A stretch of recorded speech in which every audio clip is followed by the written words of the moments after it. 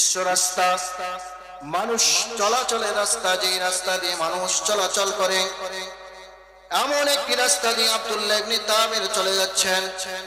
মানুষকে দেখতেছেন, আব্দুল্লাহ ইবনে তামির দেখতেছেন যে মানুষগুলো রাস্তায় দাঁড়িয়ে আছে। দৃষ্টি দিতেই দেখতেছেন মানুষ চলাচলের রাস্তায় ভয়ানক এক প্রাণী বসে আছে। আব্দুল্লাহ ইবনে তামির এই অবস্থা লক্ষ্য করতেছেন, পর্যালোচনা করতেছেন। মানুষ চলাচল করতে পারতেছিলেন না, সবাই চিন্তায় বিভোর হয়ে গেলেন।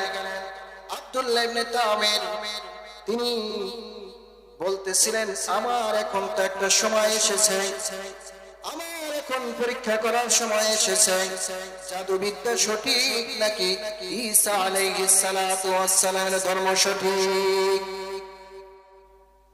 আব্দুল্লাহ ইবনে তামির তিনি বললেন, যদি ঈসা আলাইহিস সালাতু ওয়াস সালামের ধর্মের যা কিছু শিক্ষা দেওয়া হয়েছে এবং ওই রব যদি সত্য হয়ে থাকে, আমি একটা কঙ্কর নিক্ষেপ করতেছি আর ওই ভয়ানক প্রাণী রাস্তা থেকে সরে যাবে।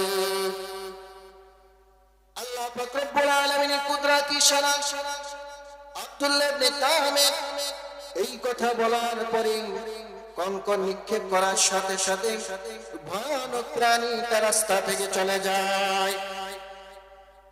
ভয়ানক প্রাণী রাস্তা থেকে চলে যাওয়া মাত্রই ওই পাদ্রী ঈসা আলাইহিস সালাতু ওয়াস সালামের ধর্মের অনুসারী পাদ্রীর কাছে